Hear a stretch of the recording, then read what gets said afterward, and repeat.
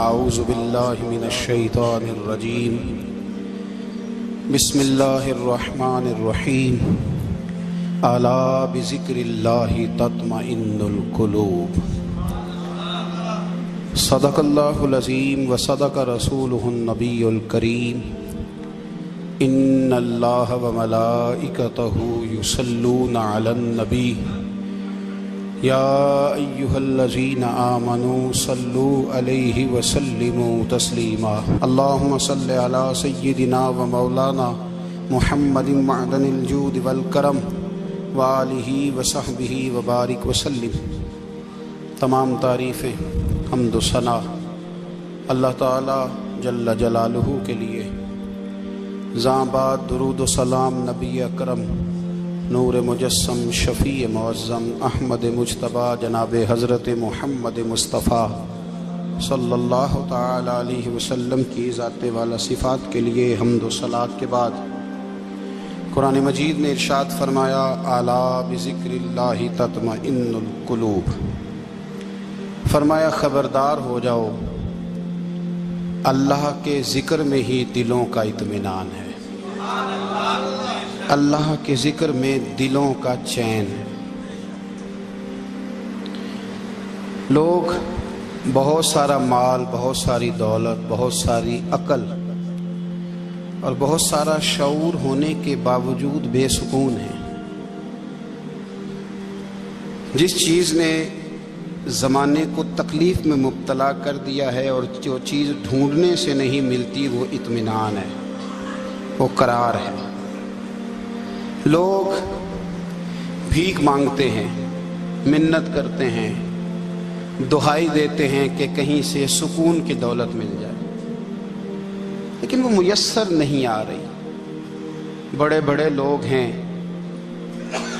اور میں عرض کر چکا ہوں کہ مالدار بھی ہیں اور عقل مند بھی ہیں، باشعور ہیں، پڑھے لکھے ہیں، پر قلبی سکون، راحت، اطمینان، چین انہیں میسر نہیں آ رہا۔ راتیں جاگ کر گزر جاتی ہیں، دن آزمائش میں بیت جاتا ہے۔ وہ کبھی اس کے لیے ٹھنڈے علاقوں کا سفر کرتے ہیں، کبھی دوستوں کی مجلسوں میں جا کر کے بیٹھتے ہیں، کبھی گھر سے دور اکیلے میں تنہائی میں وقت گزارنے کی کوشش کرتے ہیں، لیکن دولت سکون ناپید ہوتی ہے، میسر نہیں آتی۔ عرش کا رب فرماتا ہے کیوں تو بھٹکتا پھرتا ہے، کیوں دائیں بائیں جاتا ہے، چپ کر کے مسجد آ جا اور لوگوں سے بچ کے تنہائی میں میرا ذکر کر۔ اللہ ملے گا کیا؟ فرمایا اعلیٰ بذکر اللہ تطمئن القلوب، میں تیرے بے چین دل کو چین عطا کر دوں گا۔ وہ تیرا تڑپتا اور پھڑکتا ہوا مزاج، اسے میں سکون کی دولت دوں گا۔ یہ تجھے کہیں اور نہیں ملے گا، یہ میری یاد میں ملے گا۔ یہ چین، قرار، سکون تجھے یہیں میسر آئے گا۔ اطمینان قلبی زندگی کا حسن ہے بھائی، دولت سکون اصل ہے۔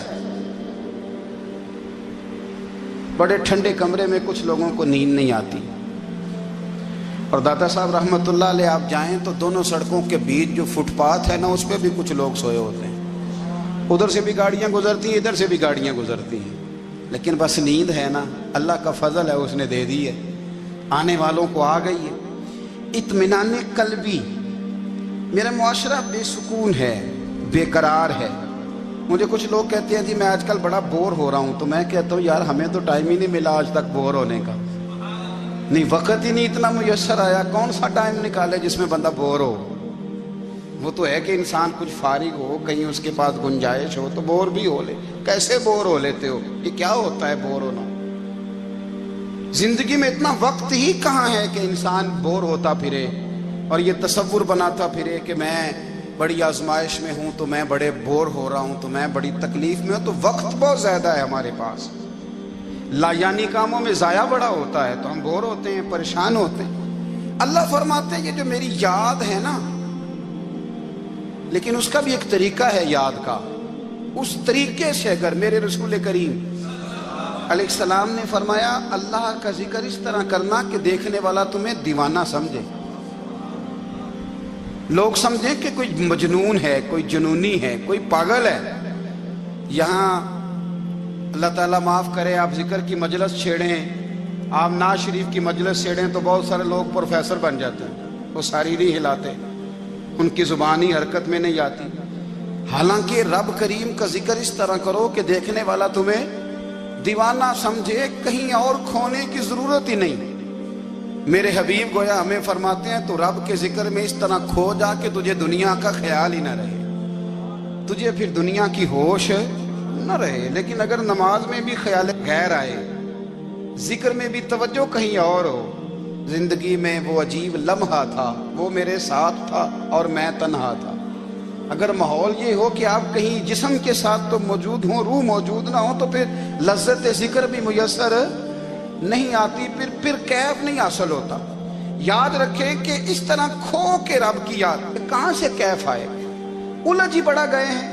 وہ مستی، وہ سرور، وہ کیف جو اللہ کے ذکر میں ہوتا تھا، جو کبھی مرشد کامل کے سامنے بیٹھ کر لوگ اللہ اللہ کرتے تھے تو لگتا یہ تھا کہ یہ یہاں ہیں ہی نہیں، یہ تو کہیں اور چلے گئے ہیں، یہاں موجود ہی نہیں۔ لیکن اب وہ موج نہیں، وہ شوق نہیں، وہ درد نہیں، وہ زید نہیں۔ اقبال تڑپ کے کہا کرتے تھے، خیرت کی گتھیاں سلجھا چکا ہوں، یا رب مجھے صاحب جنوں کر دے، اللہ مہربانی فرما، وہ کیفیت دے، وہ سرور دے۔ زندگی میں اگر اطمینان چاہتے ہو تو کبھی کبھی سب کچھ بھول کے نا تو مست ہو جایا کرو رب کی یاد میں۔ کبھی کبھی چھوڑ دیں دنیا، چھوڑیں یار موبائل، کسی وقت کریں اس کو بند، چھوڑیں اس بات کا خیال کہ فلانے نے سلوٹ کیا ہے کہ نہیں کی، چھوڑیں۔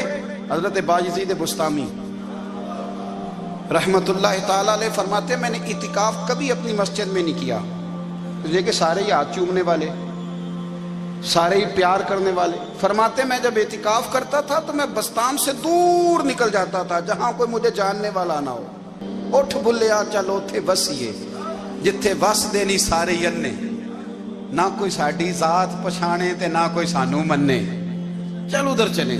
اٹھ بھلیا چلو تھے وسیے جتھے وس دینی سارے ہی ینے، نہ کوئی ساڈی ذات پچھانے تے نہ کوئی سانو۔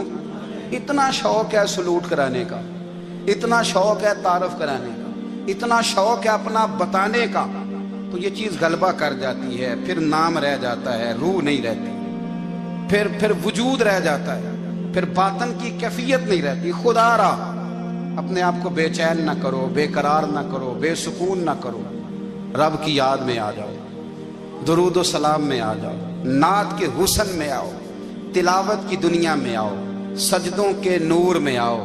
آؤ کبھی کھول کے دل مسجد کی صفائیاں کریں، آؤ نہ کبھی کوئی بوڑھا، دادی، نانی، دادا، ان کے پاس بیٹھ کے پیر دبا کے اللہ کو راضی کریں۔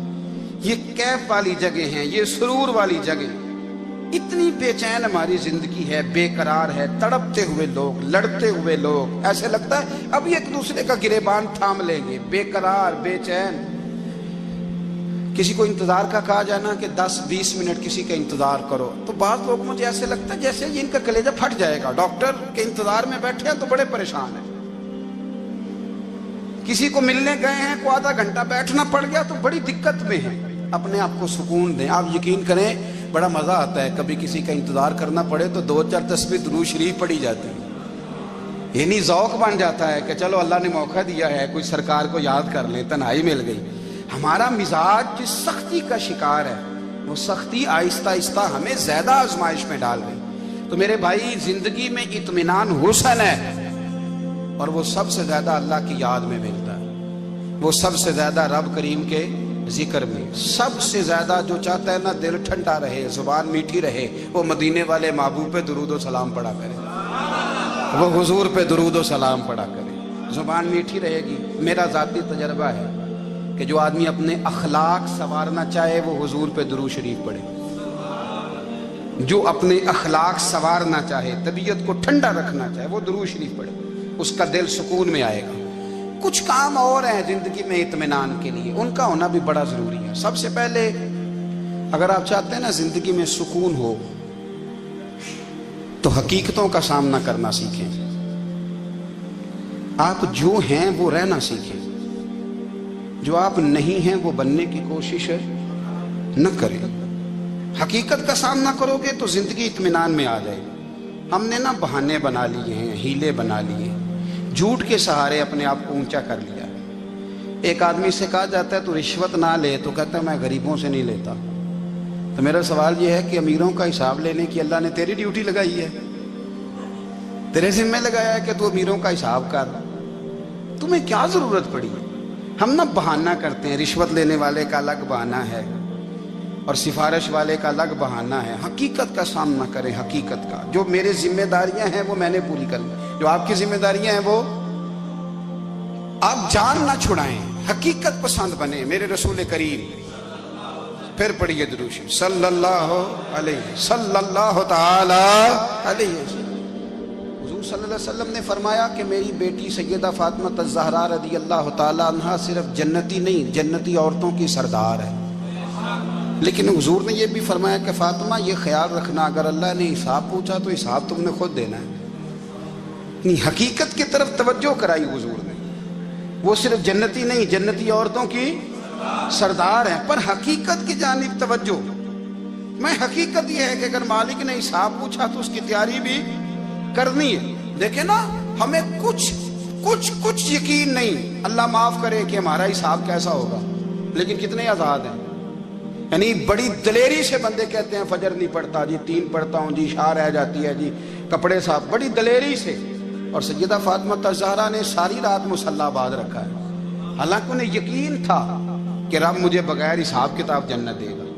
حقیقت کا سامنا کریں، جو حقوق آپ کے ہیں وہ آپ نے ادا کرنے ہیں، جو ذمہ داریاں ہیں وہ ذمہ داریاں ہیں۔ دیکھیں نا، حضرت موسیٰ کلیم اللہ علیہ السلام کے پاس اسرائیل روح نکالنے آئے تو حضرت موسیٰ نے تھپڑ مارا، آنکھ نکال دی، واپس گئے۔ اللہ انہوں نے تو جلال فرمایا ہے، کہا موسیٰ علیہ السلام سے کہیے بیل کی پشت پر ہاتھ رکھیں، جتنے بال ان کے دستے مبارک کے نیچے آئیں گے اتنے 1000 سال ان کی عمر بڑھا دی جائے گی۔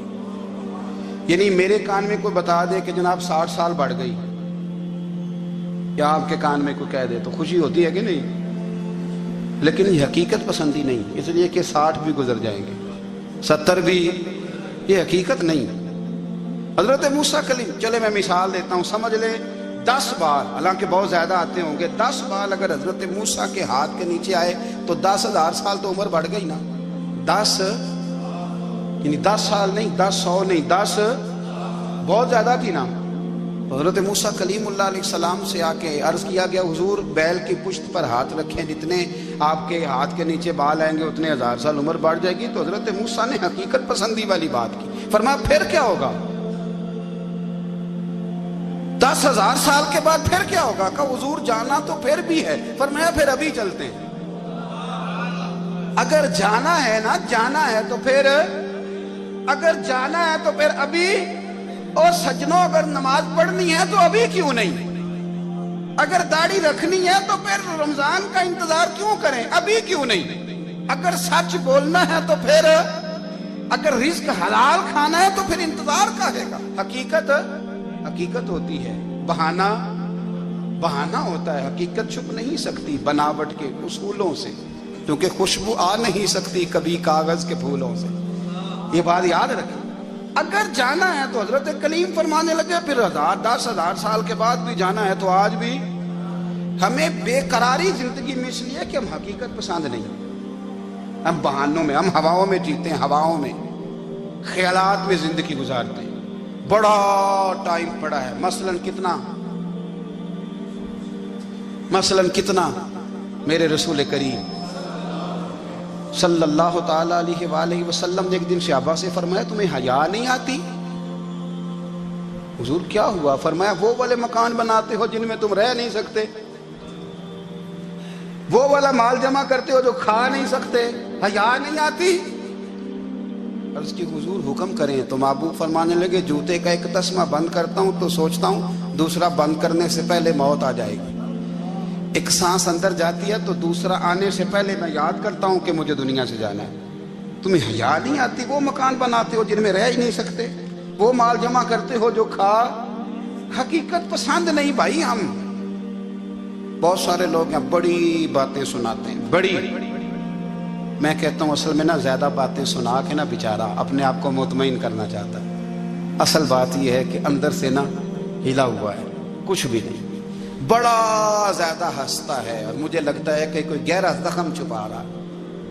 اس لیے ملمہ سازی، حقیقت پسند بنو، حقیقت پسند۔ یاد رکھنا، من ترک صلاۃ متعمدا فقد کفر، میرے رسول نے حقیقت بیان کی، فرمایا جس نے ایک نماز بھی جان بوجھ کے چھوڑی اس نے رب کے رب ہونے کا انکار کیا، اس نے کفران نعمت کیا۔ یہ حقیقت ہے، کوئی کلیریفیکیشن نہیں، کوئی وضاحت نہیں۔ جو نماز نہیں پڑھتا، جھوٹ بولتا ہے، غلط بیانی کرتا ہے، جو شخص رزق حرام کما کے کہتا ہے کہ اس کے بغیر گزارا نہیں چلتا، وہ جھوٹ بولتا ہے۔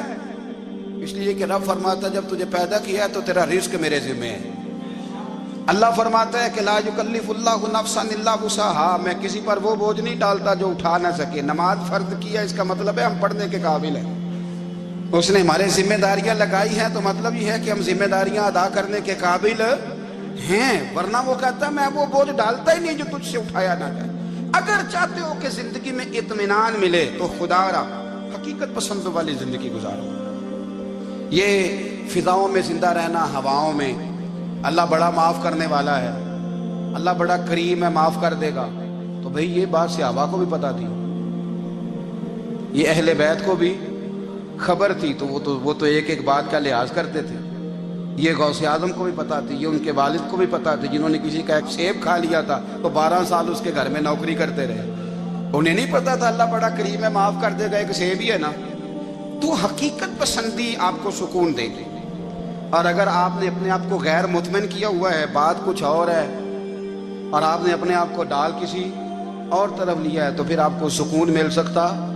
سکون حقیقت پسندی میں، اصل میں سکون ہوتا ہے، اداکاری میں سکون نہیں ہوتا۔ تیسری بات سنیں، اگر آپ چاہتے ہیں زندگی میں مطمئن رہیں تو دنیا داروں سے امیدیں توڑ دیں، اللہ اور اس کے رسول سے امید وابستہ کریں، اولیاء اللہ سے امیدیں وابستہ کریں، صحابہ اور اہل بیت سے امیدیں، اللہ اور اللہ والوں سے امیدیں، دنیا داروں سے امیدیں۔ آپ کو پتہ ہے دنیا دار کی تباہی کب ہوتی ہے؟ جب انہیں خوش آمدی مل جاتی ہے۔ چودھری کا بیڑا اس وقت غرق ہوتا ہے جب اسے چودھری کہنے والے زیادہ ہو جاتے ہیں۔ سیٹھ صاحب اور نواب صاحب بیچارے تباہ تب ہوتے ہیں بھولے پن میں، جب ان کے دائیں بائیں ریلا ہوتا ہے سیٹھ صاحب کہنے کا، لوگ انہیں کھانا چاہتے ہیں، پیار ان کا نہیں ہوتا، ان کی جیب کا ہوتا ہے، محبت ان سے نہیں ہوتی، ان کی کرسی سے ہوتی ہے، ضروریات کا پیار ہوتا ہے، تباہ کر دیا جاتا ہے۔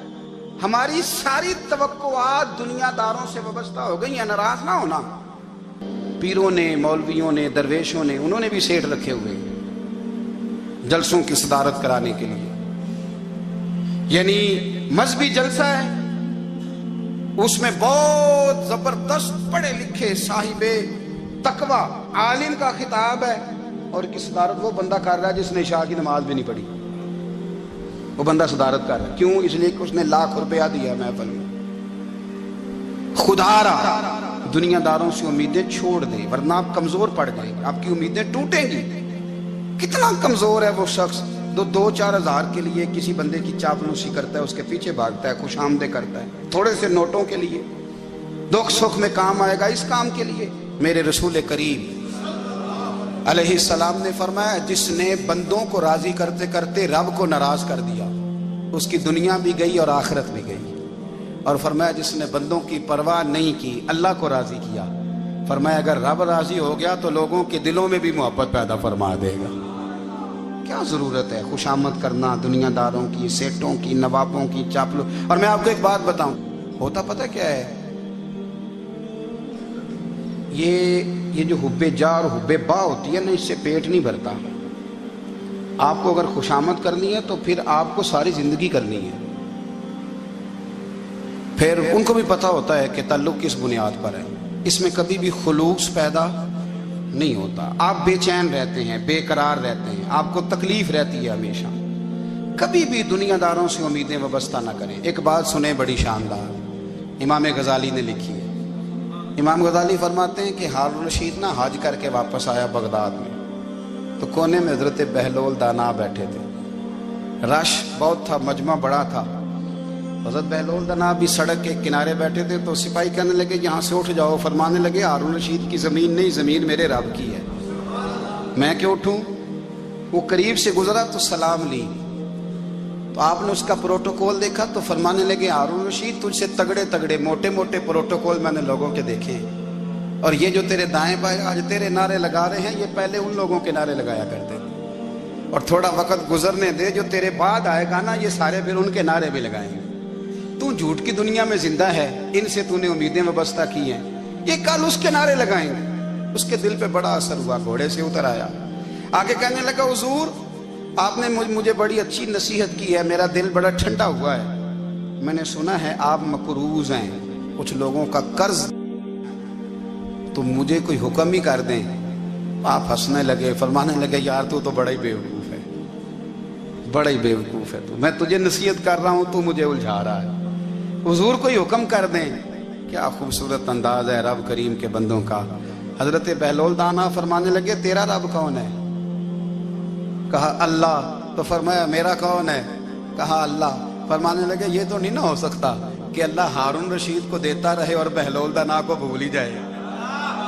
یہ تو نہیں نہ ہو سکتا کہ ہارون رشید کو دیتا رہے اور بہلول دانا کو بھول جائے. فرمایا اس کا دل، اس کا ارادہ ہوا، ارادہ قدرت ہوا کہ بہلول مقروض رہنا چاہیے، تو اگر رب مجھے رکھنا چاہتا ہے، دکھ قبول محمد بخشا راضی رہن پیارے، اگر وہ چاہتا ہے میں مقروض رہوں تو میں بھی چاہتا ہوں کہ میں مقروض ہی رہوں. یہ تو نہیں نہ ہو سکتا کہ تجھے دے اور مجھے نہ دے. فرمایا میری تجھ سے کوئی امید نہیں، مجھے جب بھی دے گا میرا رب بھی دے گا، اور وہ دے گا تو پھر انشاءاللہ خزانے کھول کے دے گا.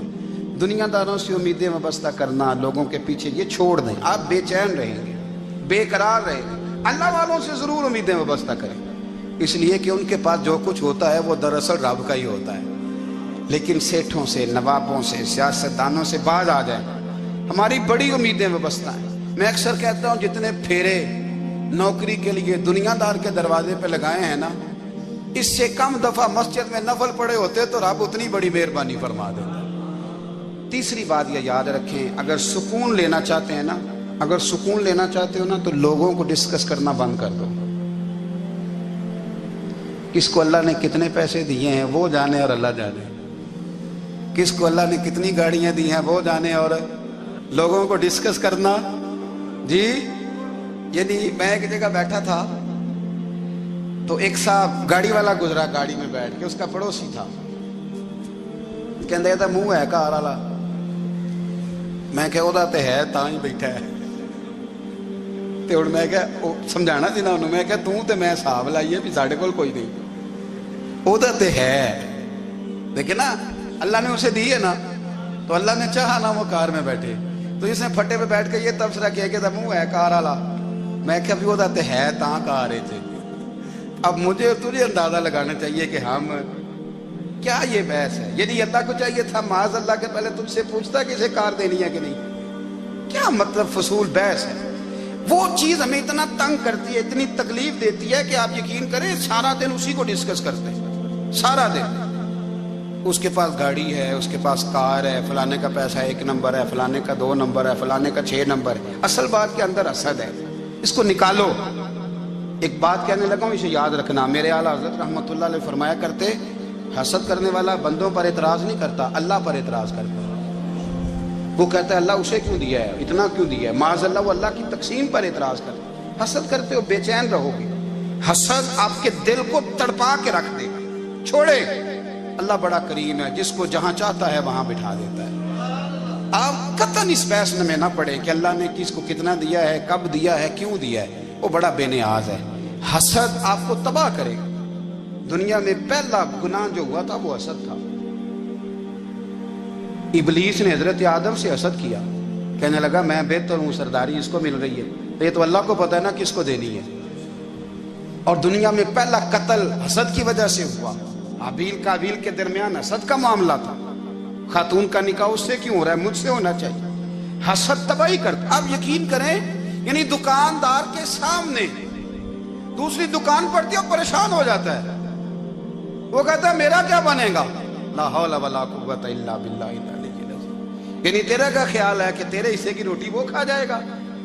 اتنا چھوٹا دل، یعنی تیرا موقف یہ ہے کہ تیرے حصے کا نصیب اس تک چلا جائے گا، یہ تیری خواہش ہے؟ ایک دوسرے کی کمزوریاں بیان کرنا، اس کا تو مال ہی ناقص ہے جی، اس کے تو پاس ہی کچھ نہیں، یہ تو کمزور لوگوں کا طریقہ ہے۔ میرے رسول کریم علیہ السلام گزر رہے تھے، پت جھڑ کا موسم تھا، خزاں کا موسم تھا، درختوں کے پتے جھڑ رہے تھے، صحابہ کو ساتھ لے کے حضور گزرے اور ایک درخت کی ٹہنی کو پکڑ کے حضور نے ہلایا۔ صحابہ فرماتے ہیں کہ چھم چھم اس کے پتے گرے، زمین پر ڈھیر لگ گیا۔ حضور نے فرمایا دیکھا تم نے کیا ہوا؟ حضور ہاں۔ فرمایا کتنی تیزی سے پتے جھڑے ہیں، صرف تنا رہ گیا ہے اور خالی ٹہنیاں رہ گئی ہیں، کوئی حسن بچا ہے؟ حضور نہیں۔ تو نبی کریم فرمانے لگے جو حسد کرتا ہے نا، اس کی نیکیاں بھی اسی طرح جھڑ جاتی ہیں، اسی طرح۔ اور ایک جگہ حضور فرمانے لگے جس طرح راکھ لکڑی کو آگ جب آگ کھا جائے تو پھر لکڑی کو لکڑی نہیں کہا جاتا، راکھ کہا جاتا ہے، کوئلہ کہا جاتا ہے، اس کی اصل باقی یعنی اسے کھائی جاتی ہے۔ تو حضور علیہ السلام فرمانے لگے جس طرح آگ لکڑی کو کھا جاتی ہے، فرمایا اسی طرح حسد نیکیوں کو کھا جاتا ہے، نیکیاں رہتی نہیں۔ حسد کرنے والے کے پاس نیکیاں یعنی ان کی اصل شکل موجود، کبھی بھی حسد نہیں کریں۔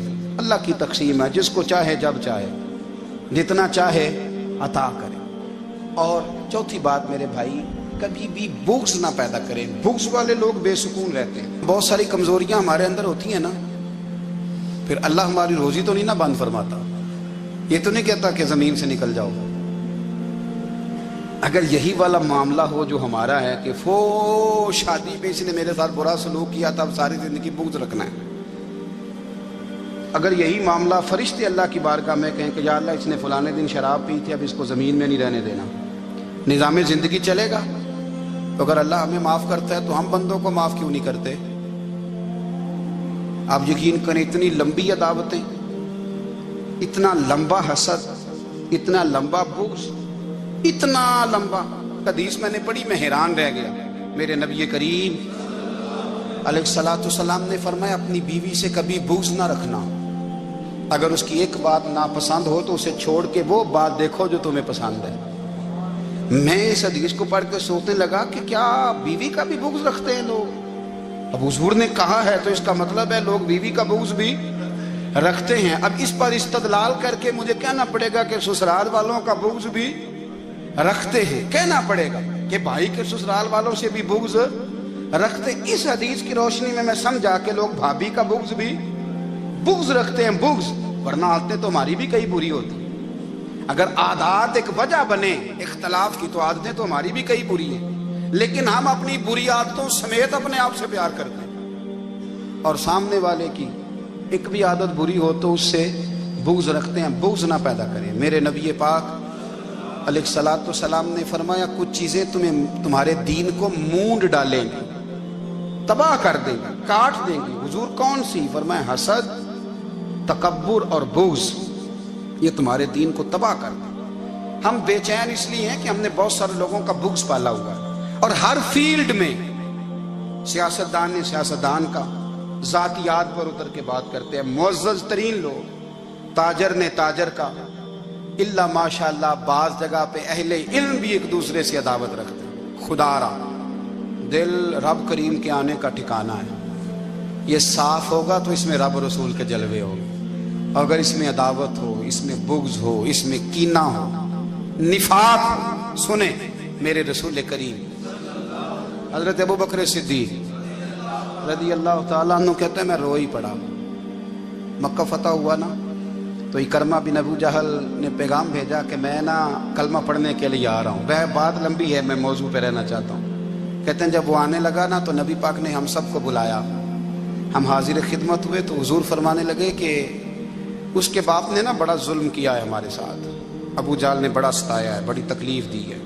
آپ مجھے بتلائیں کہ وہ ایک دفعہ کسی شادی پہ بحث ہوتی ہے بیوی کے بھائی کے ساتھ، پھر ساری زندگی اس بیچارے کو معافی، وہ 10 دفعہ گھر آتا ہے معافی مانگنے پر سوال ہی نہیں پیدا ہوتا، میں او ہو مجھے ہی کہہ دیا، یعنی میں یعنی پھر مجھے کہہ دیا آپ نے اور میری شان میں بے ادبی اور پھر میں معاف کر دوں؟ توبہ توبہ توبہ، یہ کیسے ہو سکتا ہے؟ میری ناک نیچی ہو جائے گی اور آپ نے مجھے کہہ دیا، سوال ہی نہیں پیدا ہوتا۔ اور یہ رونا میں اکثر ہوتا ہوں کہ شادی والے دن داماد صاحب کا زیادہ دماغ خراب ہوتا ہے۔ جب چھوٹی سالی کی شادی ہوتی ہے نا، اس دن اس کو بخار چڑھتا ہے، اس کو کان میں کہتا ہے تیری عزت نہیں کر دیں، اس دن اس کا دماغ خراب ہو جاتا ہے، بچے اٹھا کے نکل آتا ہے، وہ بیچارہ سسر منتیں کر رہا ہوتا ہے کہ تیری مہربانی آ جا، یہ عزت کرا رہا ہے۔ تو میں نے کہا احتجاج کر کے جو عزت کرائی جاتی ہے وہ عزت نہیں ہوتی۔ ہاں یہاں مانگ کے عزت لیتے ہیں لوگ، یا احتجاج کی کوئی عزت ہے؟ آپ کے اندر کمالات اتنے ہوں کہ آپ کی عزت کرنے کو دل چاہے، یعنی مزہ آئے، یعنی لطف آئے، یعنی آپ دور بیٹھے ہوں تو کسی کا دل کرے آپ کو اسٹیج پہ بلانے کے لیے۔ یہ کیا بات ہوئی کہ چھائے جانا اور بھاگ کے آگے جانا؟ ان سے نکلیں۔ اکرمہ بن ابو جہل کلمہ پڑھنے کے ارادے سے آ رہے ہیں، حضور علیہ السلام نے صحابہ کو بلایا۔ کتنی زیادہ عداوت رکھی جا سکتی تھی معاذ اللہ؟ کب سے وہ چلا تھا ظلم کرنے، اور اس کے بعد اس کا بیٹا شروع ہو گیا۔ کتنی باتیں تھیں جو ناقابل معافی تھیں، پر کریم رسول نے ہمیں بتلایا ہے کہ سکون والی زندگی کہتے کس کو ہے۔ جب سب لوگ جمع ہو گئے تو حضور نے فرمایا بھئی وہ کلمہ پڑھنے آ رہا ہے، اس کے باپ نے ظلم بڑے کیے ہیں، پر میری نصیحت یہ ہے کہ اس کے سامنے اس کے باپ کو کوئی برا نہ کہے، خبردار کوئی اس کے سامنے کوئی بات نہ کرے۔ اب وہ کلمہ پڑھنے آ رہا ہے، مطیع ہو کے آ رہا ہے، بان کے آ رہا ہے۔ کہتے ہیں اللہ کے رسول نے نا کافی دیر تک خطبہ دیا، بریفنگ دی، بات سمجھائی۔ جناب صدیق اکبر کہتے ہیں میں رو پڑا۔ ایک صحابی مجھے کہنے لگے تمہیں کیا ہوا؟ تو میں نے کہا میں مصطفیٰ کی رحمت پہ رو رہا ہوں۔ دیکھو کن کے لیے حضور گراؤنڈ بنا رہے ہیں، اے دیکھو کن کے لیے حضور تیاری کر رہے ہیں، جنہوں نے ساری زندگی دشمنی کی۔ خدا را یہ اندر سے عداوتیں نکال پھینکو۔ او بھائی اتنا تو لمبا ٹائم ہی کوئی نہیں، اتنا تو وقت ہی کوئی نہیں، اس کو صاف رکھو۔ بندہ کوئی کر بھی گیا تو کوئی حرج نہیں۔ چنگی مندی سجنا کولوں 100 واری ہو جاندی، یار یاراں دا گلا نہیں کر دی۔ اصل پریت یار یاراں دا جڑا گلا کردا تے یار نہیں دی ہوندا۔ ہاں پکی بات، پکی پیڑی۔ میرا ایک سنگی مجھے آ کے آنے لگا فلانی جگہ بندہ یہ بات کر رہا تھا، میں کہ تو اوتھے ہی سے سوندا سے تم ہی نال ہی سے، میرا تو سجن بات سن ہی نہیں سکتا۔ چنگی مندی سجنا کولوں 100 واری ہو جاندی، یار یاراں دا گلا نہیں کر دے، اصل پریت جنہ دی۔ ہاں جو بندے پھر ہوتے اس طرح کے، ان کے لیے بھی میاں صاحب نے کہا ہے، ان کے لیے بھی میاں صاحب نے کہا ہے، ان کے لیے بھی آپ نے بات ارشاد فرمائی ہے۔ آپ نے فرمایا چنگا ہویا لڑ نیڑیوں چھٹا، کتے عمر نہیں لنگی ساری، بے قدراں دی یاری کولوں توبہ لکھ لکھ باری۔ او چنگا ہویا لڑ نیڑیوں چھٹا، کتے عمر نہیں لنگی ساری۔